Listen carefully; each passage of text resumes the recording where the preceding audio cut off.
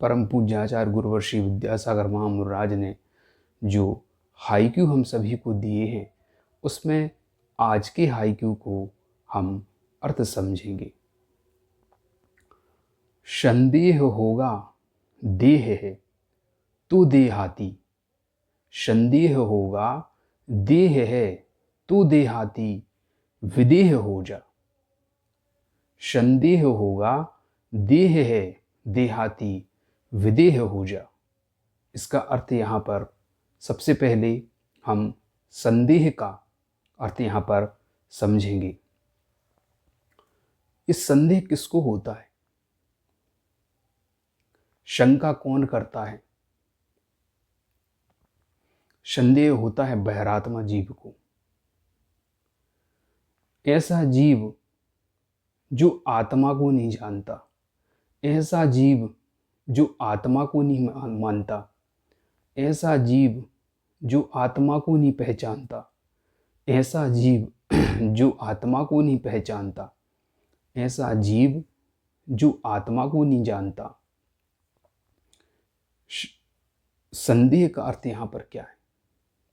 संदेह का अर्थ है ऐसा जीव, बहिरात्मा जीव जो आत्मा को नहीं मानता, ऐसा जीव जो आत्मा पर विश्वास ही नहीं करता, उसको बहिरात्मा जीव कहा।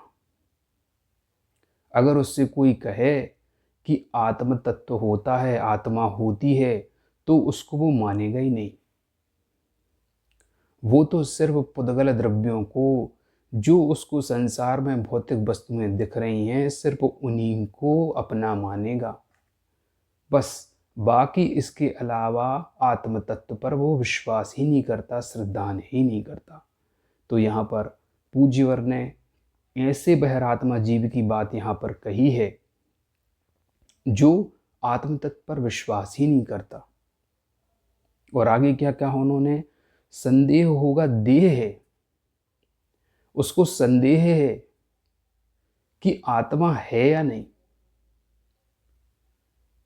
कुछ जीव संसार में ऐसे मिलेंगे जिनको शंका है, और कुछ जीव बहिरात्मा ऐसे मिलेंगे जो मानते ही नहीं कि है। जगत में हम देखते हैं कि अलग अलग प्रकार के लोग हैं, अलग अलग प्रकार के दर्शन हैं। कोई आत्मा को मानता है, कोई आत्मा को नहीं मानता, पर उन सबको यहाँ पर पूज्यवर ने बहिरात्मा जीव कहा। आगे उन्होंने कहा देहाती। देहाती का अर्थ यहाँ पर क्या है? जैसे देहात में रहने वाला, जैसे कोई व्यक्ति देहात में रहता हो और वो कभी अपने देहात के अलावा कहीं गया ना हो, उसने दुनिया ना देखी हो, तो ऐसे जीव को यहाँ पर देहाती की भूमिका दी है, देहाती की उपमा दी है, जिसने अपने गांव के अलावा संसार में और कुछ देखा ही नहीं है। उसने अपने पूरे जीवन में सिर्फ देहात को ही देखा है। वो क्या समझता है कि देहात ही पूरा जगत है। उसे कोई कहे कि भैया देहात के अलावा भी संसार है, तो वो मानेगा ही नहीं। बस ऐसे ही ये हालत बहिरात्मा जीव की होती है। वह उस देहाती के समान है जो पूरे संसार को उस गांव का ही मानता है कि वो गांव ही मेरा पूरा संसार है। अगर कोई व्यक्ति उसको उस गांव के बाहर ले जाए, तब जाके उसको ज्ञान होगा कि हाँ, इस गांव के अलावा भी संसार है। ठीक ऐसी हालत इस बहिरात्मा जीव की होती है। वो ये मानने को तैयार ही नहीं होता कि आत्म तत्व है।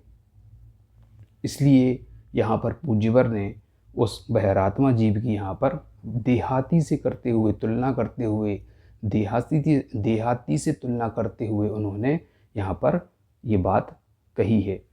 इसके बाद आगे अगला उन्होंने कहा विदेह हो जा। विदेह हो जा का अर्थ क्या है? विदेह हो जा का अर्थ यहाँ विदेह क्षेत्र नहीं है। विदेह हो जा का अर्थ है देहातीत हो जाना, देह के परे हो जाना। देह के परे कौन है? सिद्ध परमेष्ठी है, सिद्ध भगवान है। ऐसे भगवान जिन्होंने अपने सब कर्मों को नष्ट करके सिद्ध पद को प्राप्त कर लिया, ऐसे सिद्ध परमेष्ठी भगवान। वो ऐसे सिद्ध बनने की बात कर रहे हैं, ऐसे देहातीत होने की बात कर रहे हैं कि अपने आत्म तत्व को पहचाने और कर्मों की निर्जरा करके उस परम पद को, सिद्ध पद को प्राप्त करें। यहाँ पर इस हाइकू का ये अर्थ यहाँ पर पूज्यवर ने दिया है। कर्मों की निर्जरा कैसे होगी? कर्मों के आश्रव को रोकना और उनकी निर्जरा करना। अगर कर्मों के आश्रव और उनकी निर्जरा कर दी जाएगी तो कर्मों का क्या हो जाएगा? क्षय हो जाएगा और वह आत्मा शुद्ध हो जाएगी, शुद्ध होकर सिद्ध परमेष्ठी बन जाएगी। तो यहाँ पर पूज्यवर ने इस पूरे हाइक्यू का कि संदेह होगा देह है तो देहाती विदेह हो जा, यहाँ पर उन्होंने बहिरात्मा जीव की बात करी कि बहिरात्मा जीव कैसा होता है। वह उस जगत को अपना मानता है। अगर वह बहिरात्मा जीव अपने आत्म तत्व पर श्रद्धा न कर ले और कर्मों के आश्रव को रोक कर उनका क्षय कर दे तो वह भी उस विदेह देहातीत होकर सिद्ध पद को प्राप्त कर सकता है। इस पूरे हाइकू का यहाँ पर पूज्यवर ने बहुत अच्छा अर्थ हम सभी को समझाया है। अगले हाइकू में हम फिर चर्चा करेंगे। तब तक के लिए जय जनेन्द्र।